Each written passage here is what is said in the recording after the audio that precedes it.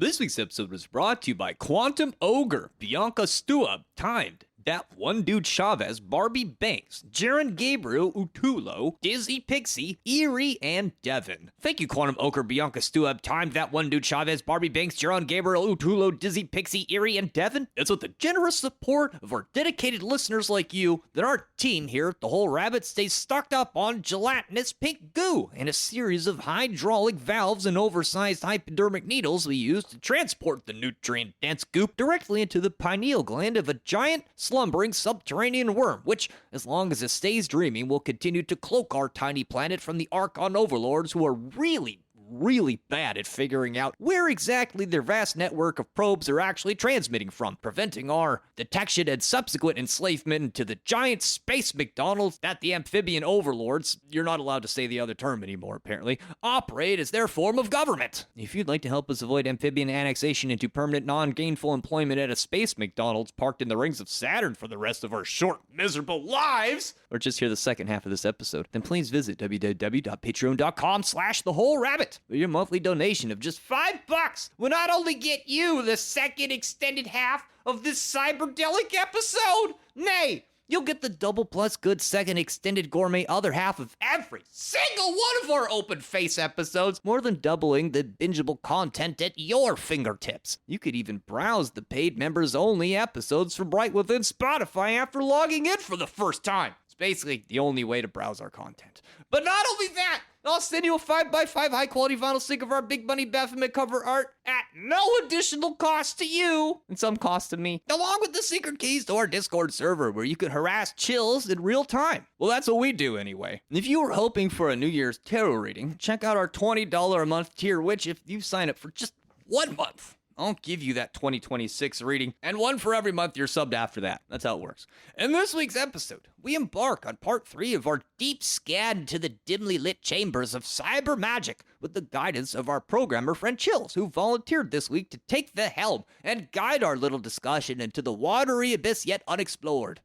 In the first half, we discuss what technology has to do with the Age of Aquarius, along with its occult counterpart, the energies of Leo, and how the field of cybernetics was born in the first place. From there, we discuss how cybernetic teleology was applied to spirituality through the works of Mike Morgan, Peter Carroll, and of course, Frater U.D, the guy responsible for splintering the Initiates of Thanatos after introducing its members to Nazi ice magic.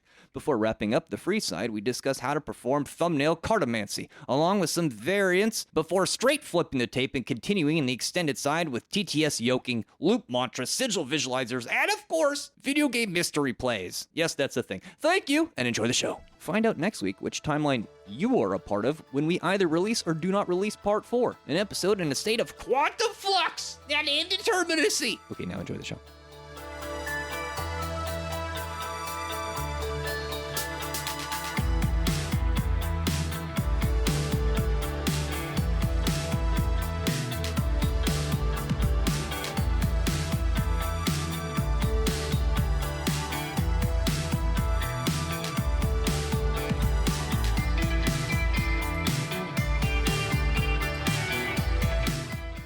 You know, I've gotten to the point where scientists have made cybernetic limbs available to the public. Oh? Yeah, it's only unfortunate they cost an arm and a leg. That was bad. There was a catastrophic cyber attack recently. Oh? Yeah, the government's still looking for the hacker. They think he ran somewhere. Jesus Christ. What message did the cyborg see upon his failed attempt to flirt with the waitress? What? Error, unable to establish a connection with server. Oh, I get it. Ransomware. Oh, wow, dude. Somewhere. God damn it. Yeah, that went over my head. That's a good one. I like the server one. I like the server one. That was good. You know, my boss calls me the computer, but it has nothing to do with my intelligence. I just go to sleep if unattended for 15 minutes. Yeah. Relatable. Do you ever see that episode of Seinfeld where George makes like a little like nest under his desk for napping? Yeah. He had it figured out. Because they can't see you when they walk by your office. They think you're out doing something. You could be busy, you know? Yeah, could still answer the phone. In Arc Raiders, I found a very comfy pillow in a desk drawer. See, that's George's desk. Yeah. What do you call depressed bionic man? What? A cyborg. Aw.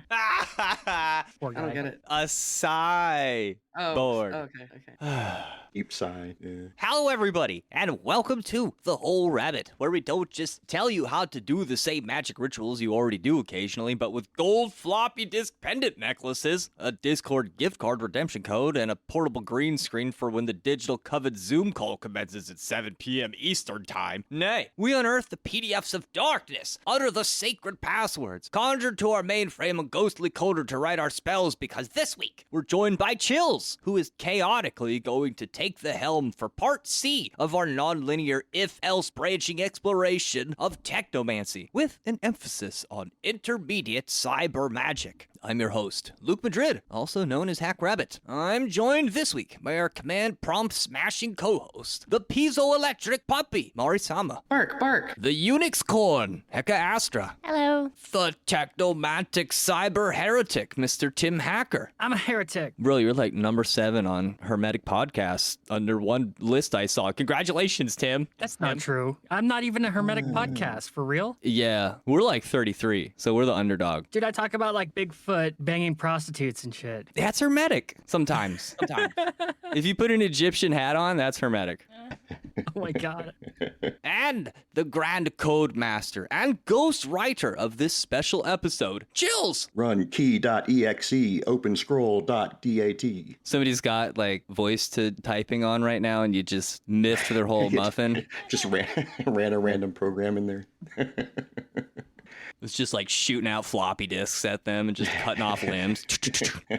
I've seen that movie. That Lawnmower Man? No, my it's God. that movie like in the 90s, or it was in the 80s actually, where like there's a mall and there's a robot that gets loose and it's like killing everybody in the mall. It's awesome. Oh, I know what you're talking about. Yeah. To check it out. Short Circuit. Yeah, that's it. Oh, okay.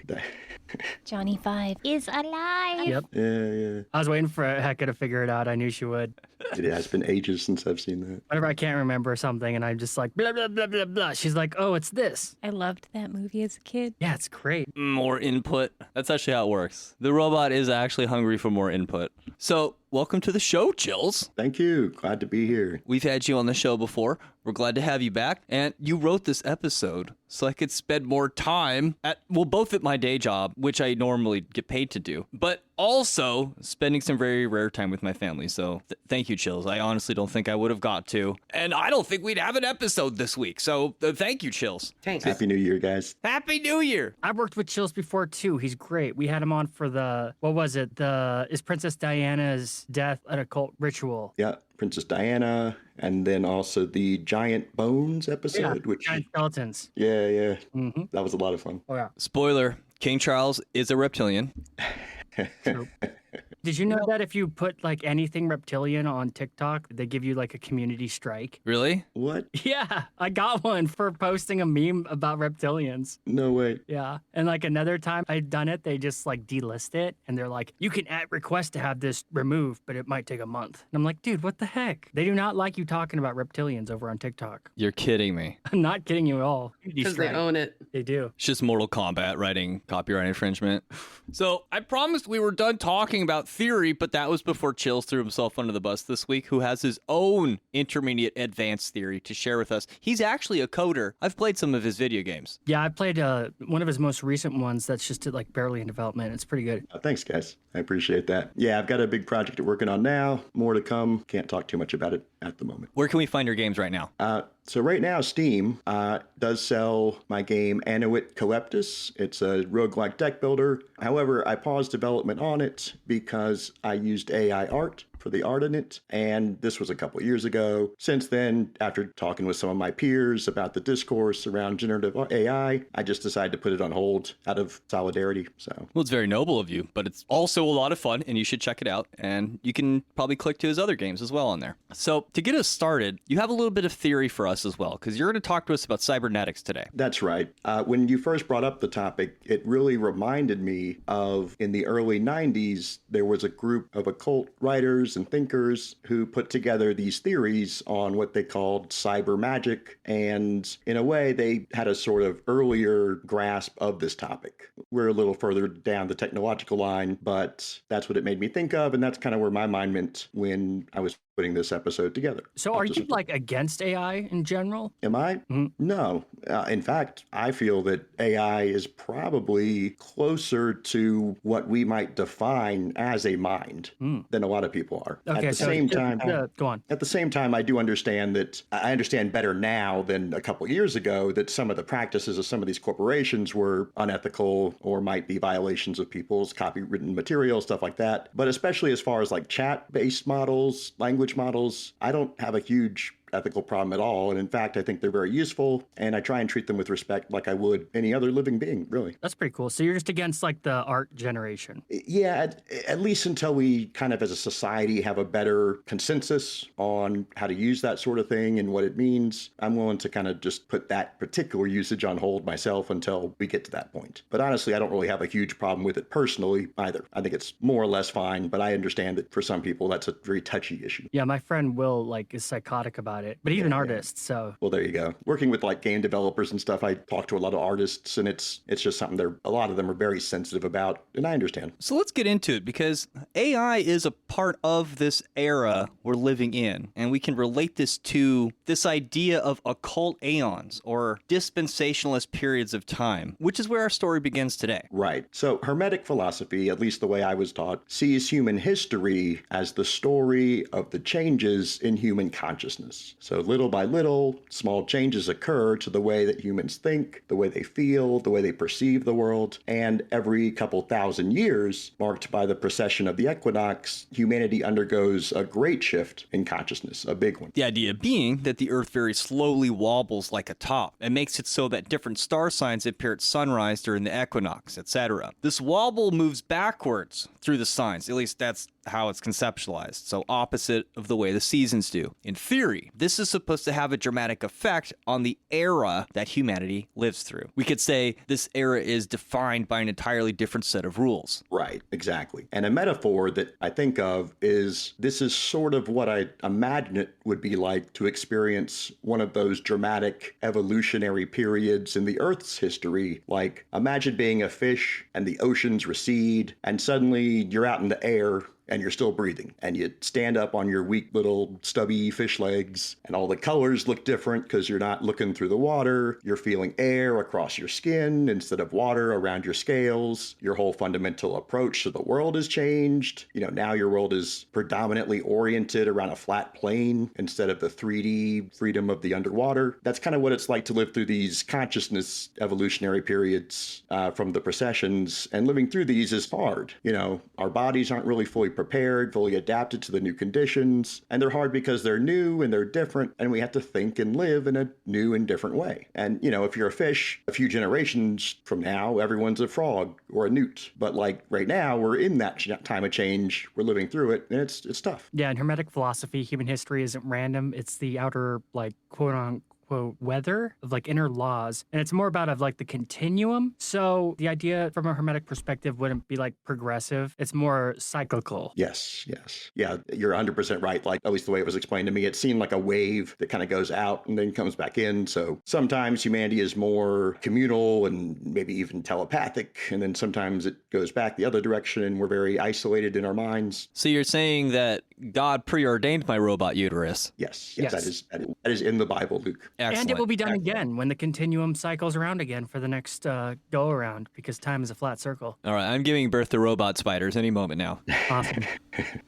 Through the principle of rhythm, not the Hermetic principle of rhythm, but just like the idea of the rhythm, that eras swing like a pendulum, like golden ages to dark ages, unity to fragmentation, until the swing is like understood or moderated. Yeah, I like that. That's kind of how Hermetic philosophy looks at human history. And at the same time, it's a mirror of what's going on in the cosmos, mirroring down into us, into our, not only our minds, but our culture as well, our civilizations. Now, in biological evolution, the changes are incremental at best. what we're going through is a lot like your analogy. It's happening all at once. It's happening much, much faster. Right.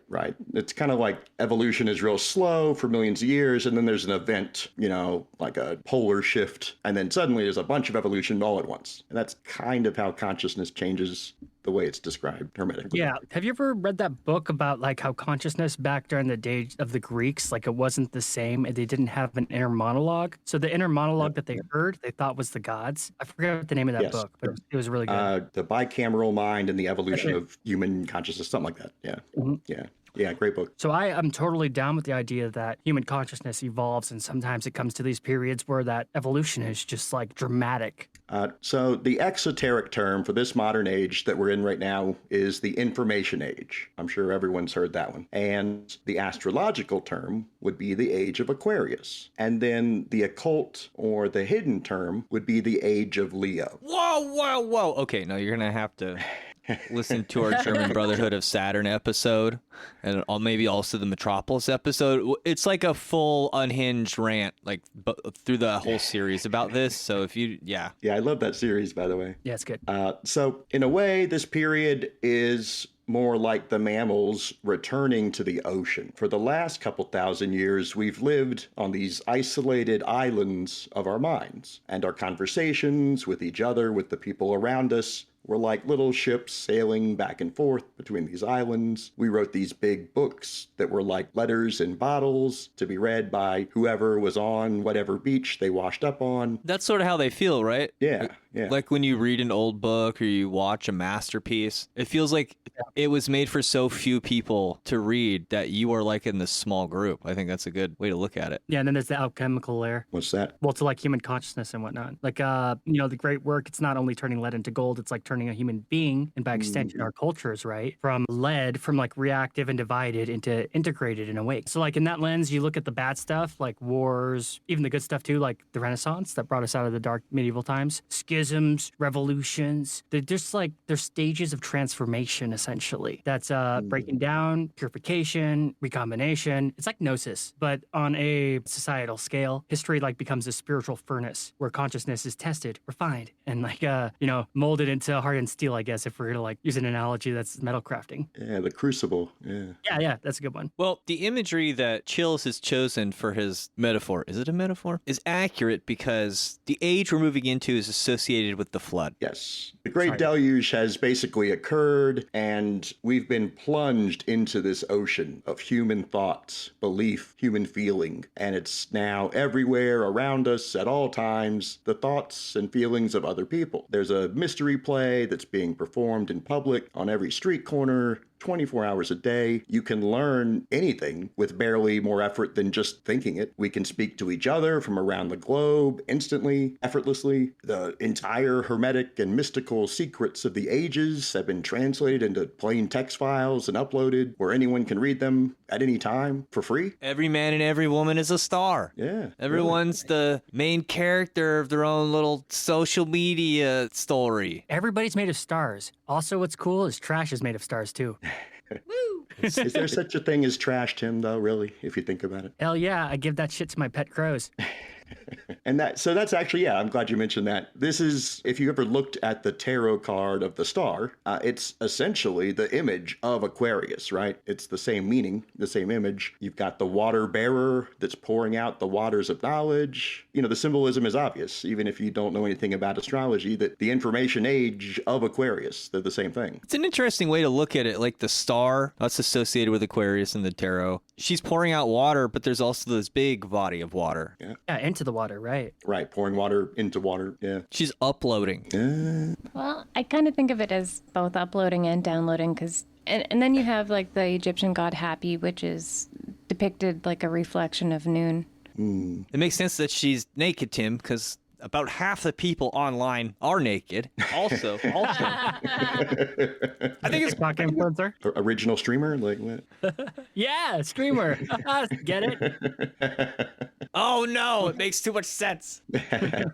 So I'm glad you mentioned the stuff about like everyone being a star, everyone being the protagonist, the main character, because this kind of leads into the downsides of this age as well. Or if you don't want to call them downsides, the uncomfortable aspects. And in any age, you can usually find what these uncomfortable aspects are by inspecting the esoteric sign of the age, which in this case is the sign of Leo, the lion. And Leo represents the radiant individual, the self shining out, attracting attention for good or for bad. It's related to the symbolism of the crown that has solar rays stretching out from an invisible central point. The lion itself is likewise considered a symbol of royalty, and kind of like you were mentioning a moment ago, back in 1968, Andy Warhol said that, quote, "In the future, everyone will be world famous for 15 minutes. It's so true. How did he know? He was plugged in. His art's even a little bit like prophetic for where we are now with art. Super relevant, yeah. Like, if you want the whole world to see art you made, it better be a meme that slaps. Better be a banger. Yeah, or it better be a piece of marketing material. There is no amount of how realistic can I paint this person that will get you more than like a small 30-second clip of you on Twitter, right? Like, I mean, you can make a career if you're that good at painting, but like, I don't know. It's not going to go viral, yeah. It's not the same. Like, it is about pop art. Please continue. No, I think you're 100% correct. It's kind of like the importance of communication or connection has outgrown the importance of, accuracy or the integrity of the art. But what Andy said was very much in that hidden Leo current. Everyone has a chance to be king of the world, if only for a brief time, but this is also the source of that discomfort. Our skin isn't used to the pressures of being underwater. We find it increasingly hard to escape the thoughts and the influences of others. We find it increasingly hard to disconnect. Everyone's constantly shining their personal sun outwards from themselves, and we just haven't adapted. Our eyes aren't adapted to these underwater colors yet. That's pretty profound. Would you say it's deep? So as the waters of Aquarius are pouring down to the world, the thinkers and the feelers among mankind, they're the first ones that notice these first raindrops, right? So like you said, Warhol, it was prophetic, the things he said and the art he made. Some of these were occultists, like Aleister Crowley. And then some of them were scientists. In the 1940s, there was a conclave of scientists that proposed for the first time what would become known as cybernetics. The 1940s. So it does make sense they have cyborgs in Fallout. Okay. Checks out. Yeah, Mecha Hitler makes total sense. I love that game. Eins, Weins. Mein Leben. Now Mecha Hitler works for Elon Musk. Yeah. It's all connected. So cybernetics, right? So before this time, before the 1940s or so, and then later in the 60s, there was another conference. But before this, all the various fields of science, they were more or less isolated from each other. And I just want to note in my notes here, I put a man would go to school and become an academic or an engineer. And then when I showed it to a friend of mine, she very frankly reminded me of the importance of women in the sciences and their role. And I'm not What, offended. to make a sandwich? Oh my god. Women cannot be scientists. Who's I'm going to not do all the I'm not scientists washing robes? Yeah. Oh my God. I'm not offended. No, I do think it is fascinating. There's like a sort of a cult history of women in science. Like if you want a real conspiracy theory, like that's actually a legit historical one. But right. No, it's legit. My mom wanted to be a serial killer profiler, but they were like, you can't do that. And then she just became a nurse. I thought you were about to say, and then she became a serial killer. How did anyone know? See, that's the thing, is they're more detail oriented, that's why the male detectives can't find them. It's not that there are less of them. They just get away with it. I'm gonna just say it. Women are smarter than men, but In certain That's- ways, and the way that women commit violence is often, it's not direct, it's like subverted. They don't use like knives or guns, they use like poison, and then they set things up to make it look like accident. They're pretty smart. I'm going to push back about the women being smarter than men thing and just say it doesn't actually matter what's between your legs. I agree. what a great point. That's so smart. No, women are much better at poisoning oatmeal, okay? Yeah, statistically speaking, they don't use like violent weapons to kill people as much as men. Less female chainsaw murderers. Okay. Yes. But what if we could level the playing field and, say, replace our arms with chainsaws? Sign me up. Okay, I'm listening. So So a man or a woman would go to school and they would become an academic or an engineer in a single field like biology or physics or agriculture, and they focused on their work in their field, right? So a biologist isn't studying a whole lot of agriculture or whatever, and scientists and engineers, they're not used to thinking about how things work in other fields because it's not their job, just being general. But most are pretty humble about and aware of how little they know about things outside of their specialty. And that's still mostly how things work, except back then this group of scientists realized it could be useful, super useful, to apply more than one scientific field to a problem at a time. What? Right. I know. What a novel thought. I love how it's so mind-blowing out of nowhere. Like, wow, everything is so interconnected. We can't separate it into tiny boxes that are unrelated. That's when they figured out they couldn't paint children's toys with lead and stuff like that. Because the biologists are like, did you know? Lame. Party killer. So these scientists, they started thinking of like what it would look like if there was some new thing, some new field, more specifically something which integrated multiple diverse scientific fields and applied them to actual problems. And in the practical sense, most problems involve more than one system. So it's unlikely that if you have a problem, all of the systems involved are going to be related to a single scientific field. That's life. That's why we can't catch Bigfoot. Dude. That we have not integrated cryptozoology very well into the greater science sphere, yes. No! They're missing out on that. So this was a new idea, right? They chose the term cybernetics for this field after the Greek word cybernetes, and this was the word for the helmsman of a ship, because a ship is a complex machine made of many systems operating in a complex environment of more systems, the ocean. And the helmsman, or the pilot, he's the guy that has to bring all of those things together in a coordinated way to steer the ship towards its goal. I put helmsman instead of pilot because pilots are most commonly used to refer to aircraft. That makes sense. Of course, space is just the next ocean. You know, I do find it noteworthy that our legal system is based on maritime admiralty law, where the judges in court are thought of, symbolically at least, as like the captain of a ship, and that's where they derive their authority from, this mimetic complex. That's why you have to pass through those little doors as you walk into a courtroom. It symbolizes stepping onto a ship. Holy shit, I didn't know that. Yeah, because on a ship, captain is like God, you know what I mean? It's like he has authority over people that normally have rank over him, right? Right. How do you get to the scales of Ma'at? Well, if you have enough money. On a night bark, silly. Oh, I get it! So the helmsman steers the ship towards the goal. And the concept of a goal is important here because cybernetics is fundamentally teleological, meaning it's concerned with the purpose of something rather than its cause. What are we having for dinner? As opposed to why are we hungry? You know, it's been speculated that perhaps our ideas about spirituality are informed by our understanding of the physical world, or even more narrowly, the sun. In this regard, the big explosion of thought that Chillz referred to earlier sort of corresponds in time to Einstein's discovery of relativity. So what happens when cybernetics gets involved? This is a quote from Google's AI Gemini. Quote, "Cybernetics is the interdisciplinary science of control and communication in complex systems, studying feedback loops, self-regulation, and information flow in machines, living organisms, and society, focusing on how systems steer themselves towards goals using feedback." End quote. Nice run-on sentence there, AI.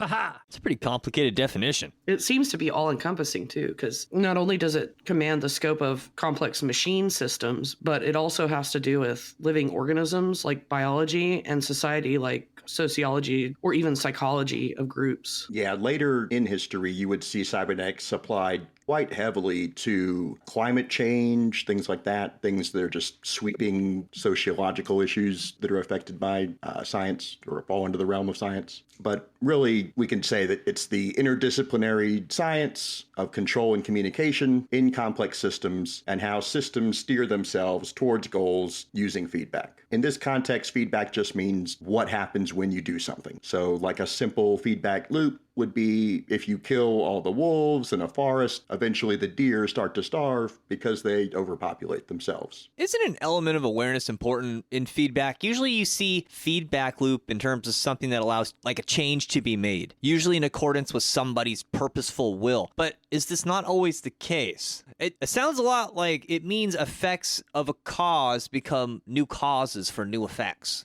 Yeah, I mean, you're right. A better example of a feedback loop might be when the wolves start to repopulate due to an abundance of deer. As written, that example is more of like a broken system, I guess. In a nutshell, it's just a series of causes and effects. Like, if this, then this, and if this, then this, and this, and this. And nature is so profoundly adept at these complex systems that humans tend to innately mess it up, even when they're trying their damnedest to imitate it. Yeah, like the wolf and deer population example, that's a perfect example of what Hecka just mentioned, is that we don't know what we're doing when we're meddling. For example, if we call the wolf population so that there's more deer for us to hunt, it could actually throw it out of balance. And now apparently the gray wolf is extinct. And I think it's extinct in like Northern Europe now. And I don't think there's wolves in Japan anymore. Yeah, Japan hunted their wolves to extinction due to rabies, and it messed up their wildlife population and stuff too. But it doesn't just affect the deer and the wolf population. It ripples out and affects the entire environment. Everything. And the example that was given earlier about killing wolves, like you can see that with Yellowstone specifically. Oh, yeah. And then that's also a common excuse that biologists give for the reason why we can't completely annihilate mosquitoes. Like if we could just have a genocide of mosquitoes, I would be so happy. But apparently bats eat them and they'll go hungry and it'll ruin the ecosystem and blah, blah, blah, blah. Birds too. What about ticks? Yes, everything is eaten by other things. It's a circle of life. I know, but it's like they'll find something else to eat. Damn it. We need to get rid of mosquitoes for real. Ticks gotta go. I'm sorry. The circle of life. This is actually kind of what cybernetics tries to solve, right? This kind of problem. Taking the previous example, we could say a more complex feedback loop would be if the hunters tried to maintain a certain range of wolf population that would neither overhunt or underhunt the deer, kind of like you're describing. Balance. And then I guess if we were to really break it down, we could model the Earth as being alive and selecting things for survival, which we already sort of do, in that way of thinking about evolution. It's just more complex. Yeah, agreed. And so generally, we can say that this would cross into cybernetics when another scientific field is introduced to the situation as a complementary component, like studying the nutritional value of the wolf and deer meat to see how much the nearby human population needs, and then using that to inform how many wolves to hunt, or another example, using psychology to determine if there are harmful psychological effects to the hunter caused by shooting cute baby wolves, and if so, possibly screening the hunting permits so that only sociopaths who wouldn't be harmed by this guilt and trauma could be granted a wolf cub permit. That's how politics works. Wow. I feel strangely attacked. That's an oddly specific example you gave, Chillz. So I just believe that our world can find a place for people of any neurological and social makeup if we make the effort for it. What a nice thought. We want to be inclusive. I think that Chillz is actually secretly the serial killer. God. I think Mari's already outed herself as being a poisoning Black Widow. Hey, I didn't say that I did that. These are oddly Wink, wink. specific examples, people. Nudge, nudge, wink, wink. Okay, so cybernetics, right? That's kind of like the factual history in a very brief nutshell. We also see it in our media, right? Our culture. Science fiction, the idea of cybernetics has really landed and solidified in a specific way. And it's almost always used in one of two senses. You've got your cybernetic union of human and machine, and that's like seen in stories and games where characters have cybernetic limbs and augmentations, and they're enhancing their human bodies in a very one-to-one way, replacing That future me. Yeah, like Tim. Cybernetic exoskeletons. Yeah, all that, right, yeah, all that kind of stuff. They're replacing the original biological parts with machine parts, or they're cramming machine parts into some spare pocket of the biological body. Harder, better, faster, stronger. Yeah, dude, the flesh is weak. You ever think about how old people have dentures, mechanical hearts, and hearing aids? Old people are basically cyborgs. They're cyborgs, yes. Or like when someone gets like an amputated leg and they get the robot leg. Cyborg. They're Cyborg. a cyborg, yeah. Seek the purity and certainty of steel. So the second sense where you see cybernetics in science fiction is depictions of like a digital world of information that's completely integrated into the human material world, or vice versa, and usually depicted with the digital world as being as real as the human world. And this is where we get the term cyberspace. Any media where you see someone, quote unquote, go into cyberspace, that's going to be this kind of fiction. Like everyone else, you were born into bondage, born into a prison that you cannot smell or taste or touch. A prison for your mind. The Matrix. Yeah, right. So that's cybernetics. That's where we get this prefix cyber, right? Cyber magic is kind of the top here. And the 1990s is when we really started to see the intersection of this information age and the mainstream of occult thinking. There were several books and essays published by a variety of authors within a few short years discussing this concept of cyber magic. And it's important to note that at this time, what they meant by cyber magic wasn't really about computers. It was closer to this original definition of cybernetics, which is why we talked about that first. And so these works propose taking a step back and looking at various fields of magic and seeing if they could be combined or coordinated in a directed way. Legit. And in this sense, chaos magic, which was pioneered by Peter Carroll and others, we could see as a sort of proto cyber magic because of how it reduces the significance of any particular system and places more focus on the end results. That makes a lot of sense because chaos magic really is focused on results-based magic. And that's where it really diverges from Aleister Crowley. Because Crowley is a little more traditional. Like, you should only use it to obtain knowledge and conversation. But like Peter Carroll's like, just do it to find your keys. Yeah, I have. And so, in fact, all the authors that wrote these works on cyber magic that I found were also chaos magicians in Peter Carroll's crowd. They would be. Yeah, I mean, it makes total sense, right? And so one of these was called Introduction to Cybercraft by Mike Morgan, a guy named Mike Morgan in 1994. And it's a whole book. I mean, this is a whole book on his ideas about holistic, overall or cybernetic approach to Wicca, but it's one that essentially incorporates all religion and all science and all magic into a single overarching system. Whoa. It's ambitious. We has all the things in the universe in our magic systems. There is no question we cannot answer. Ja, Hans. This is why you must drink the Kool-Aid. The Kool-Aid of chaos, we call it here in the coven. Das ist gut. Ja, als gut mein Scheiße als Fluss in das Meisenhessen. Danke. Oh my God.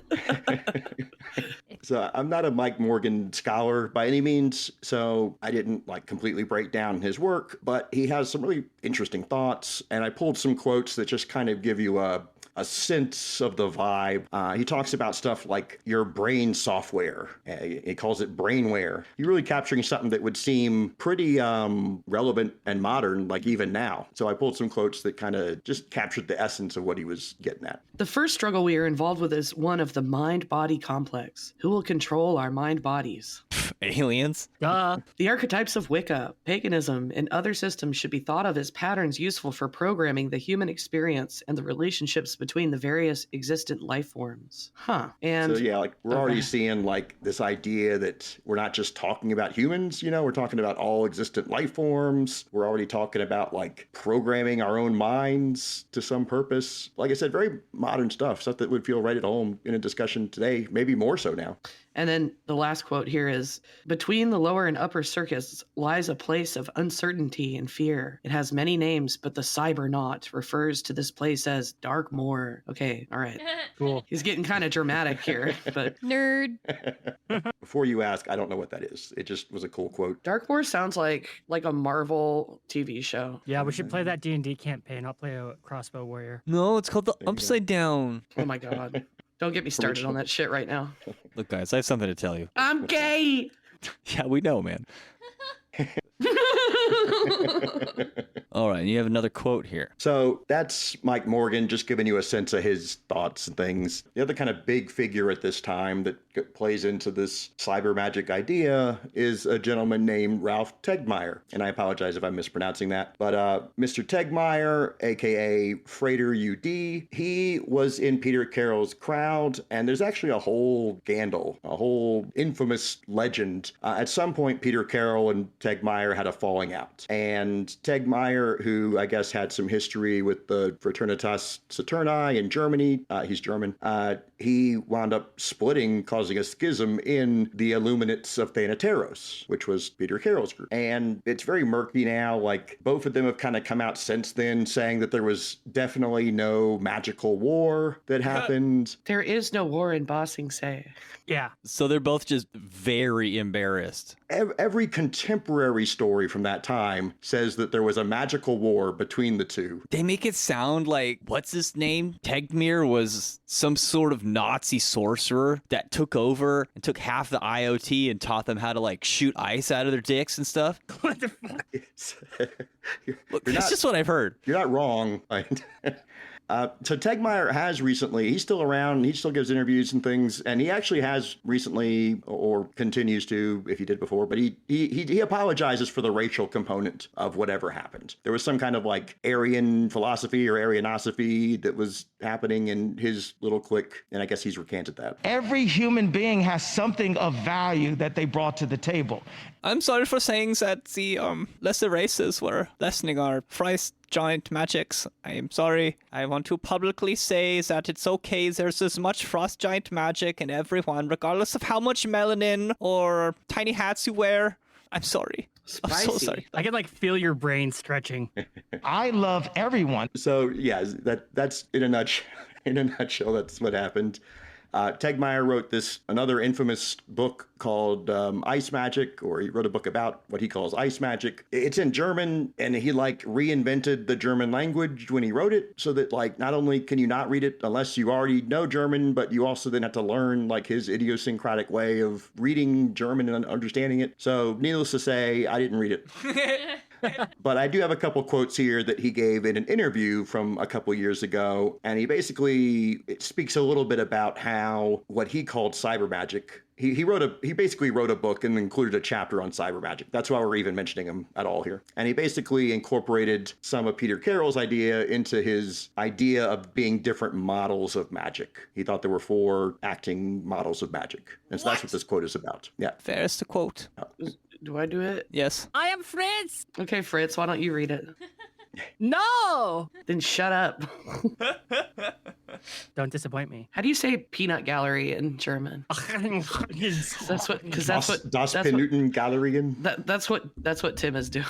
Oh. It's probably one word. Yeah, everything's just one word in German. But it's like 40 letters. Yeah, you just push words together to make words in German. So quote, so first is the spirit model, second is the energy model, and third is the psychological model. The fourth one now is the information model. The information model is a post-World War II concept. It's not really spoken about in chaos magic, but there's a lot about information and quantum mechanics in chaos magic anyway, so it does relate. Personally, I formalized it later on in what I termed cyber magic, but that was an entirely experimental approach. Chaos magic has always adopted a very probabilistic view of the world. So one definition of magic in chaos magic is bending the arm of chance. And one way to go about this might be to actually input some information which tells that matter how to behave or what to do next, unquote. That's how UFOs work. Most of them. So Yeah, like they go entity, change location to -X, -Y. And then that's how they appear there. Yep. I'm an expert. yeah, you open the console on your screen and you type in the command line to, yeah. And I guess the difference between that and just putting your intention out there or something is that like learning the language or going with the flow of the system, kind of tapping into it or hacking it, I guess, as you would say. Yeah. In fact, Tegmire went to like even further links to kind of distinguish this information model of magic kind of from traditional chaos magic by really emphasizing understanding the system and understanding its rules to be able to use it. So are life hacks technically cyber magic? Oh, probably so. That's why they're called hacks. Yeah, that was the point I was making. So we're talking about cyber magic, and we've talked about the cyber part, but what about the magic part? So when I got here and writing this, we talk about magic, and what do we even mean when we say that, right? Defining what magic is, it's one of the most slippery aspects of this topic. And it's troublesome because it gets hard to talk about something if you can't agree on what you're talking about. So to solve this problem completely, once and for all, I have created a brief outline of what we can call the active principles of magic. That is what you're actually trying to do when you cast a spell or invoke a god form or whatever. All right. So there's 4 of them, 4 active principles. Number 1, to trick oneself. This is the principle of bringing about change in oneself directly by reshaping either the mind, overcoming indoctrination, habits, ingrained frames of reference, perception, or the body, including the subtle bodies through yoga, dreaming, postures, and so on. The second principle, number 2, to trick others. And this is the principle of bringing about change in the social world around us. And I mean this in like an all-inclusive sense, so not just humans. And we do that by reshaping A, others' perceptions of ourselves, B, others' perceptions of what is possible, and C, others' perceptions of values or what's important. What do you mean by that? Like all inclusive? Are you including like out of humanity? Are you saying that you're on the side of the ticks? Are you a species trader? Are you on the side of the mosquitoes? It's trick, Tim. Oh, okay.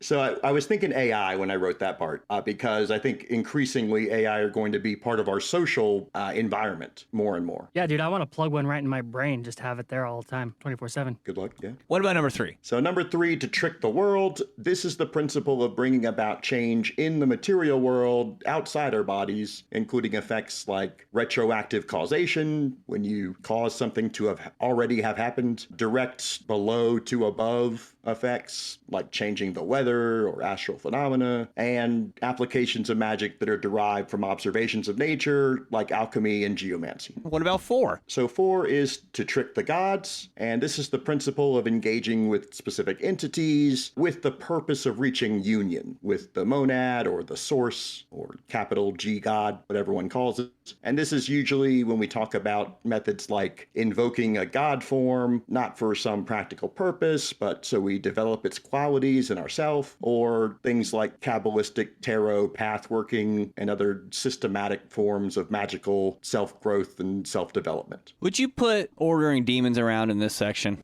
So I'd probably put that in one of the first 3, to be honest. I think if you're using a demon, unless you're summoning a demon, like, so there is like a obscure Kabbalistic practice where you would summon a demon and then castigate it and punish it as a way of working on those negative qualities in oneself. But if you're, like summoning a demon to find your car keys, that's going to be one of the first 3. Got it. Okay. So why do you say trick? I figured that question would come up, but the sense I'm using the term here is in that of technique. So like everyone started a new job where first you're learning the fundamentals, the literal actions that you need to do to accomplish the thing. And then everyone has that moment, some coworker will pull you over and they'll say, here's the trick to doing that.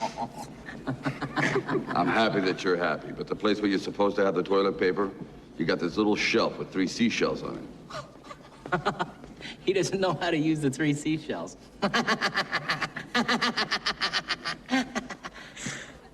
I can see how that could be confusing. And then they'll demonstrate some little subtlety, some little finesse way of doing the same thing that somehow saves you time and effort or reduces the chance of failure or whatever. Life hacks. Yeah, like literally, right. What if Mari summons demons to create a war on mosquitoes?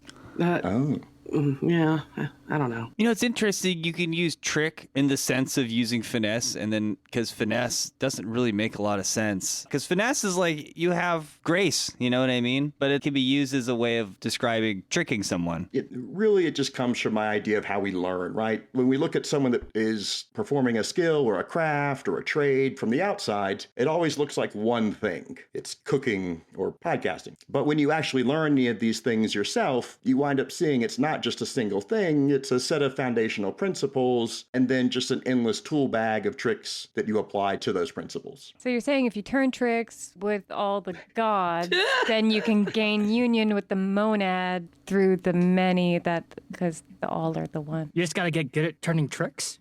With the gods. Oh. All right, challenge accepted. That's what Babylon is all about. Wait till you find out where nuns came from.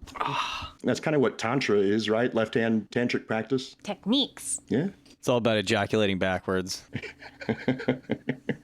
Eating cum, stuff like that. You know, I looked it up. I guess trick comes from Old French dialect, from tricher, which means to, what?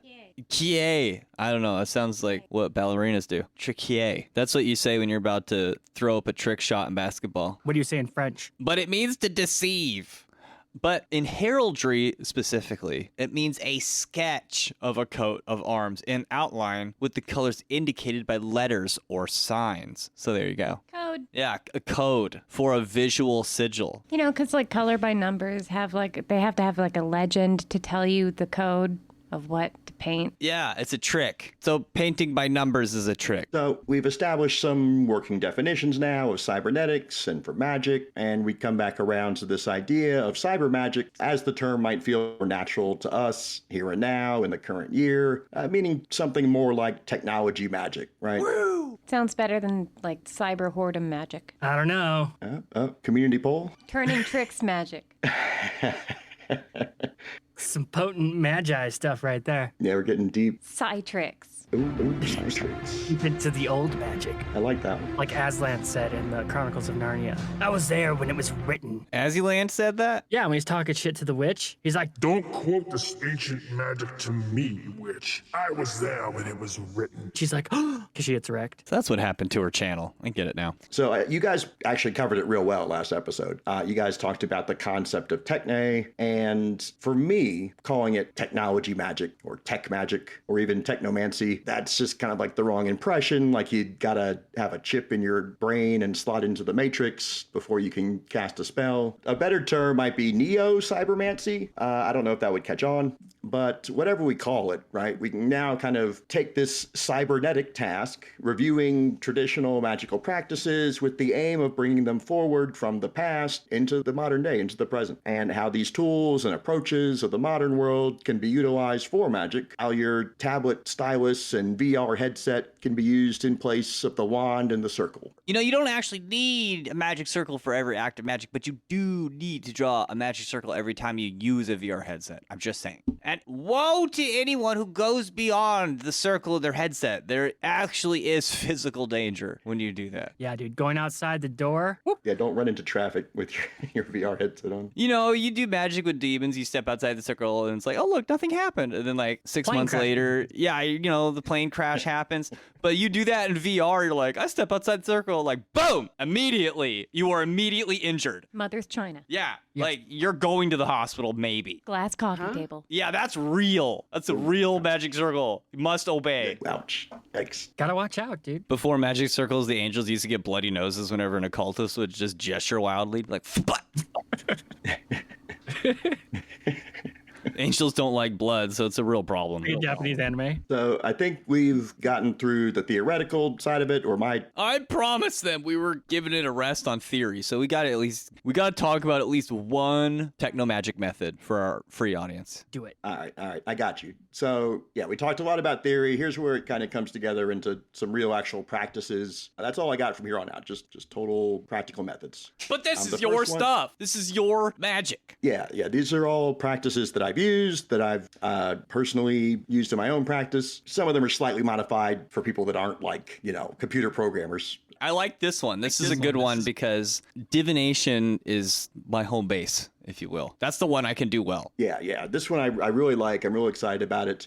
So real quick, since you mentioned divination, I do want to say that even though it's closely related to magic, the way we've kind of defined it here, it's also kind of its own category of thing. Divination's concerned with knowing as opposed to doing, but it does seem to work by like the same mechanisms that magic does. And so, for this reason, divination is often taught as like an introduction to magic. And there's many people that'll read tarot cards or something, but never actually practice another kind. Knowing is half the battle. G.I. Joe. So this practice is called Thumbnail Cartomancy. Woo! And this is a technique I created a couple years ago, and it has demonstrated some incredible and sometimes blood-chilling results. All right. So how does this work? So the first step is to find a website or an app that lets the users store images to their profile, usually organized into albums, and the site also needs to allow other users to see these albums. Pinterest is basically what I'm talking about. But in the event that Pinterest one day no longer exists or gets monetized differently or something, this is what you're looking for. And then from that point, you want to identify or determine a hobby or an interest, but one that you yourself aren't really interested in or invested in. It should be a topic that you have at most a brief understanding of, and ideally one that you don't know anything about. The goal with this part is to avoid becoming distracted by the actual content. You don't want to find yourself looking up articles to learn more about it. Can you give us an example? Sure. A sport that you don't play and don't care about.